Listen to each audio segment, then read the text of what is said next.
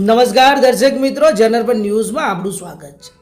નર્મદા જિલ્લાના એકતાનગર ખાતે સરદાર સરોવર ડેમ અને જંગલ સફારી પાર્કની મુલાકાત લેતા રાષ્ટ્રપતિ શ્રીમતી દ્રૌપદી મુર્મુ।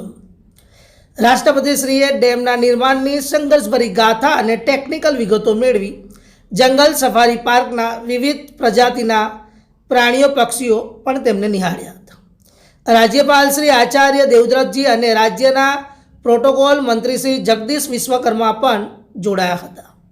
ભારતના રાષ્ટ્રપતિ શ્રીમતી દ્રૌપદી મુર્મુએ નર્મદા જિલ્લાના એકતાનગર ખાતે સરદાર સરોવર ડેમ અને જંગલ સફારી પાર્કની મુલાકાત લેતા રાષ્ટ્રપતિએ વિંધ્યાચલ અને સાપુતારાની ગિરમાળાઓ અને પ્રાકૃતિક સૌંદર્યની મધ્યમાં સ્થિત ઇજનેરી કૌશલ્યના અદ્ભુત નમૂનારૂપ સરદાર સરોવર ડેમની ભવ્યતા પણ નિહાળી હતી।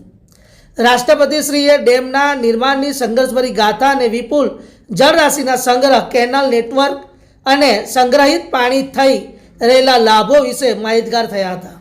સરદાર સરોવર નર્મદા નિગમના મેનેજિંગ ડિરેક્ટર શ્રી મુકેશ પુરીએ રાષ્ટ્રપતિ શ્રી દ્રૌપદી મુર્મુ અને રાજ્યપાલ શ્રી આચાર્ય દેવવ્રતજીને ડેમના કારણે ગુજરાત સહિત આસપાસના રાજ્યો તથા નાગરિકોને થઈ રહેલા ફાયદાઓ પણ વર્ણવ્યા હતા।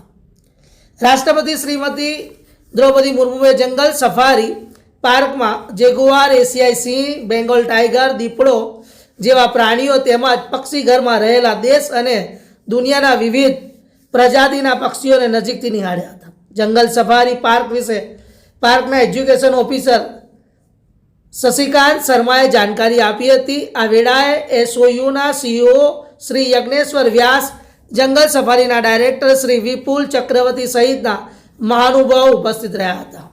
રિપોર્ટ મહિપાલસિંહ રાજપૂત અને વિરેન્દ્રસિંહ દેસાઈ। આવા જ નવા સમાચાર જોવા માટે જોતા રહો જનરપન ન્યૂઝ। અમારી ચેનલ સાથે જોડાઈને રહો। લાઈક કરો, શેર કરો અને સબસ્ક્રાઈબ કરો। ધન્યવાદ, નમસ્કાર।